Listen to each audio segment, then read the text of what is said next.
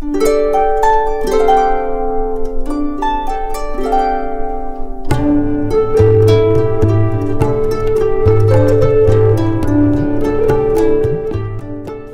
bien, estamos en esta charla que es tan interesante, ¿no?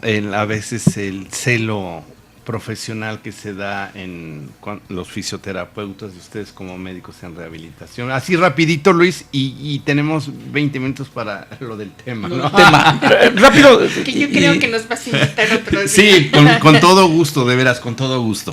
Yo considero, y es mi punto de vista, no solamente para la cuestión de rehabilitación, creo que algo que le hace mucho daño a una sociedad, a un grupo, lo que sea, es que la gente se siente estrella o que la gente se sienta protagónica. O desplazada. La unión hace la fuerza, eso es un punto muy importante, la unión hace la fuerza, y desde el punto de vista de madurez como profesionales del área de la salud tenemos que entender que necesitamos de todos, que cada quien cumple un papel muy importante en un rompecabezas, sin protagonismos, pero también respetando lo que cada quien hace, ¿no? Sí, y en la actualidad es multidisciplinaria, ¿no? La Claro. odontología antes, cuando se iba a pensar o a ver que tenía que tener la complicidad con un fisioterapeuta, ¿no? En el caso de, por ejemplo, de los dolores, principalmente neuropáticos, ¿no? El trigémino, el facial, No, y las posturas. las posturas de las cervicales. Y de las demás, porque la otra vez se invita a una fisioterapeuta y hablamos sobre la ergonomía, ¿no? Cómo las posiciones, los malos hábitos. Entonces se vuelve multidisciplinario. Entonces, claro, como tú estás diciendo, ahora el que es vedette, pues a lo mejor se va rezagando, ¿no? Necesitamos siempre trabajar con un buen equipo para sacar sobre todo adelante a nuestro paciente. Y sobre todo, algo que sí me gustaría mucho recalcar es que el que esté mejor entrenado, no hablemos de capacidad, porque puede haber gente que ni siquiera tenga la primaria y tiene mucho más capacidad que los dirigentes de cualquier lugar, ¿no? Hablemos de entrenamiento, ¿no? O sea, y eso es algo que nosotros comentamos, ¿no?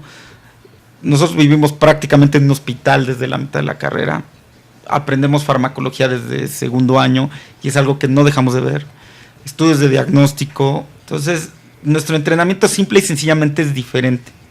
El número de horas que vivimos en un hospital en el entrenamiento de posgrado es muy alto también.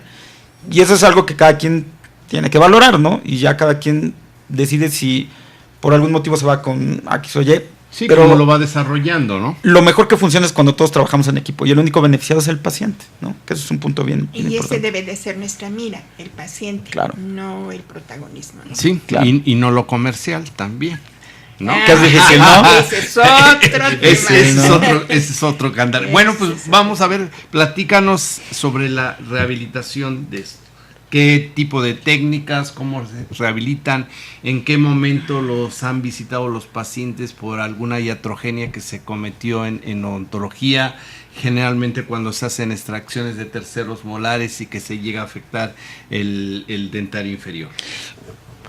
No sé, Salvo, también ahorita lo que comentamos con Lidia, algunas de las cuestiones que también son como un poco frecuentes son como las parestesias residuales, no solamente la neuralgia franca, ¿no? Porque a veces no llega a integrarse como tal un dolor neuropático. En el dentario inferior precisamente es la parestesia por justo en el mentón, ¿no? Por la lesión que se da al dentario inferior, ¿no? Que es muy común y a veces las parestesias son bastante difíciles de controlar con procesos de rehabilitación. Salvo lo que ahorita Lidia también nos pueda decir, muchos de estos trastornos dependen mucho de que existe un buen planteamiento farmacológico previo al manejo de rehabilitación. Por eso es que es muy importante que el manejo sea por un médico, ¿no? Porque el médico te va a indicar el tratamiento farmacológico complementario, lo que hablábamos un poco ahorita previo en el programa, la importancia de que juegan, por ejemplo, los antineuríticos, los neuromoduladores, que juegan un papel muy importante para este tipo de situaciones. Hay, por ejemplo, neuralgias residuales de causa traumática por iatrogenia o por simplemente por componente en el proceso del manejo, que si no van farmacológicamente controladas, es muy, muy, muy difícil controlarlas así, casi les pongas lo que les pongas, ¿no? Entonces nosotros tenemos, como mencionábamos, varias herramientas. Una de ellas son los medios físicos, el calor local, la crioterapia, la electroestimulación, que tiene un buen patrón de respuesta para las parestesias, que les va bastante bien, dependiendo con la frecuencia que usemos. Y dependiendo la lesión que haya tenido. Y dependiendo la lesión, ¿no? Porque realmente aquí volvemos un poco a un componente de lo que es esa adaptación después de la lesión de nervio, ¿no? Que es lo que comentamos en el programa pasado, que es la importancia de la plasticidad cerebral. ¿Qué le pasa a ese nervio después de que se daña, no? Porque no solamente es el nervio, es las conexiones que están con él, los cuerpos neuronales y que se lleva a cabo una lesión celular. Claro, ¿no? ¿No? Forzosamente. Y es este proceso, ¿no? Entonces, tal vez el primer paso que haríamos sería hacer como un buen manejo farmacológico, dejar que el fármaco también tenga su evolución, entonces sí entrar a este proceso de rehabilitación. Porque el paciente quiere que ahorita te estás tomando la pastilla y se te desaparezca el dolor. No, les digo, es que no somos magos. Claro, ¿no? Pero el paciente ya está desesperado, entonces sí. cuando te lo envían o cuando lo envían a la clínica del dolor, y a mí me ha tocado, no, doctor, ayer fui con la doctora, me dio el medicamento y todavía tengo el dolor. Espérese un poquito. Y eso es lo que hablábamos en cuestión de la lesión del nervio facial y también con la lesión del nervio trigémino. Hay que decirle al paciente cuál va a ser su evolución y qué expectativas tenemos con los tratamientos, que no es de varita mágica y que hay un proceso por el cual, y entonces ahí también yo creo que interviene los otros servicios como tanto psicología o psiquiatría, ¿no? Sí, ahorita quiero hacer una observación rapidísimo porque mencionamos que vamos a hablar del trigémino. El trigémino tiene 3 ramas principales, que es la oftálmica, la del maxilar superior y la del maxilar inferior, y que esta a su vez tiene 3 ramas, que es la del dentario inferior, el bucal y el lingual, ¿no? Entonces, por eso estamos comentando que generalmente cuando se realizan las cirugías de terceros molares y no tienen la suficiente destreza y capacitación, bueno, pues llegan a lesionar este nervio. Y entonces por eso nos están hablando cómo rehabilitarlo, cómo quitar esa parestesia, ¿no? La parestesia es como si siguieran anestesiados, ¿no? Llegan los pacientes a las 24, 72 horas y nos dicen, doctor, sigo anestesiado de la mitad de la cara. Claro, y es que vuelvo a hacer una insistencia en la importancia del manejo farmacológico, porque si nosotros aplicamos algún medio físico me refiero a calor, frío, electroestimulación, láser, ultrasonido, y el nervio no está modulado, lo puedes irritar todavía más, y entonces una parestesia que era común y corriente se dispara ¿cómo se llama? Por el estímulo. Por el estímulo, el dolor franco, ¿no? Entonces se activa. Ese es un error muy común de que van y dicen, no, te ponemos toquecitos y, a ver, momento. O sea, el grave problema es que no es tratar zonas, sino tratar de una manera generalizada, ¿no? Incluso lo que habíamos mencionado, un buen bloqueo en algún momento puede mejorar esa neuralgia del trigémino, y que mencionamos que no solamente con anestésicos locales, no con esteroides. Hay técnicas actualmente también de que comentábamos de medicina en rehabilitación, que se está usando mucho el uso del ultrasonido musculoesquelético para tener el seguimiento de las áreas anatómicas, nervio, no dañar alguna lesión o algún componente vascular, y hacer aplicación directa de fenol para ciertas condiciones, ¿no? Esto implica como hacer estudios todavía más de lo que es el posgrado de la especialidad, ¿no? Pero actualmente hay como más alternativas de ese tipo, ¿no? Y nada más recordar que no es aplicar por aplicar, porque muchas veces en los congresos dan alguna técnica y pues es bien fácil, y entonces se empiezan a aplicar y podemos lesionar mucho más. No, y como lo comentas, Lidia, yo creo que a veces en los congresos, hay congresos excelentes, ¿no? Y hay de todo, hay que decirle, en la viña del Señor hay todo. Pero a veces cierta gente está casada con cierta casa comercial en donde saca cierta tecnología y que la tiene que demostrar, ¿no? No, y es más, te dan el CD, te dan todo. Todo para que tú lo apliques, pero a veces no tienen bases, ¿no? Y que hay que buscar dónde está esa base. Generalmente, ¿dónde lo vamos a ver? Bueno, pues en internet, ver ese artículo, qué tiempo tiene que salió. Generalmente sabemos que esos artículos van atrasados 2 años, y entonces, por decirlo, bueno, pues salió en el 2003, apenas salió, y todavía muchos tienen ese seguimiento, ¿no? No terminan esa investigación. Incluso hay algunas otras alternativas dentro de este proceso de rehabilitación intervencionista para trastornos sensoriales, ¿no? Ahorita que estamos tocando lo de la parestesia, y 2 alternativas, una que es la neural proloterapia y la otra es la proloterapia. son sustancias esclerosantes que buscan generar un proceso inflamatorio local, y al generar este proceso inflamatorio, todo lo que son los factores de crecimiento van a generar un proceso de restauración, ya sea nervioso o tendinoso, dependiendo del área afectada. Requiere como ciertos patrones de cronicidad o trastornos como muy bien específicos para hacerlo, no es solamente como aplicarlo por aplicar. La técnica de aplicación es diferente, una es subcutánea, es otra es intraarticular, dependiendo de los objetivos. Se tiene que ver la etiología. Ajá, y la clínica que presenta en ese momento, ¿no? El tiempo de evolución, que es importante.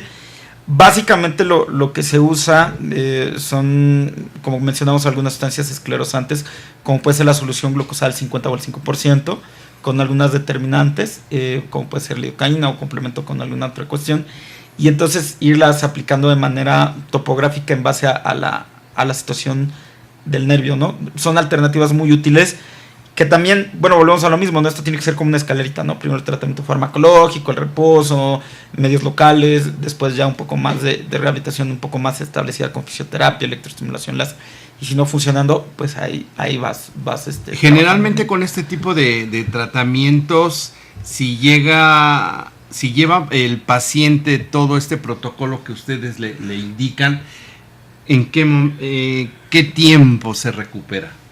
Un aproximado. Yo sé que todos los pacientes son diferentes y todas las lesiones, ¿no? Que a lo mejor puede ser una lesión muy agresiva y ustedes se pueden quedar de sorpresa que al poco tiempo ese paciente está restaurado, y otros que tienen a lo mejor una lesión muy leve van dilatando más para recuperarse. Realmente es variable, o sea, no existe como un tiempo establecido. Precisamente comentábamos un poco de la recuperación o de los patrones a nivel neural que pueden ir, o que uno puede notar cambios a partir de 6 semanas, en los cuales una parestesia muy leve, o sea, una parestesia que te queda nada más como la sensación de una moneda a nivel mentoniano, o de un tamaño de una moneda, puede haber una resolución de 4 a 6 semanas, ¿no? A las 4 o 6 semanas tiene que estar en proceso de resolución. Pero ya una neuralgia, una situación como un poco más específica del nervio periférico, que aquí tiene mucho que ver también la importancia muchas veces de los estudios de electromiografía para determinar el grado de la lesión neural, que clínicamente no lo puedes establecer. Ya entonces ya empezamos a hablar de procesos de 6 a 12 semanas, que normalmente son como los procesos de plasticidad del nervio periférico de 6 a 12 semanas, ¿no? Algunas veces es como de mucha utilidad hacer los estudios de electromiografía, porque eso te permite saber o establecer el pronóstico de recuperación del paciente. No es como decirle, le duele mucho, va a ver que en 3 meses le va a quitar, no. O sea, aquí tienes que hablar como con los pelos en la mano, ¿no? Aquí has comentado algo muy importante, Luis, sobre todo apoyarnos en los estudios de gabinete, porque como dices, a lo mejor van con X y le dan un simple diagnóstico y lo empiezan a terapiar, ¿no? Sin saber realmente cuál es su situación, cuál fue la causa, ¿sí? Y el lugar, ¿no? Porque también eso es importante, que nosotros sepamos realmente dónde inicia ese problema para empezar a atacarlo. Bueno, me dio mucho gusto que hayan aceptado esta invitación express. Pues así se va en mi programa súper rapidísimo. Sí, yo creo que estuvimos creo que estuvieron muy agradables en el programa. Fue muy enriquecedora su plática, sus conocimientos, y en otra ocasión más bien los voy a invitar ya formalmente. Yo les daré una fecha ya para que me den un tema importante que está implícito a la odontología, claro, y ya hablemos bien toda una hora, ¿no? Pero me dio mucho gusto de estar con ustedes esta hora, y sobre todo que sean partícipes del 3er aniversario de este programa. Sí. Muchas felicidades. Muchas gracias, Lidia. Muchas gracias, Luis Ricardo, por acompañarme en esta ocasión. Muchas gracias. Y bueno, saben que tenemos una cita todos los jueves de 7 a 8 aquí en su programa Jarabe de Pulpa, un concepto diferente de hacer odontoestomatología. Yo soy el doctor José Nuno Traconis. Hasta pronto.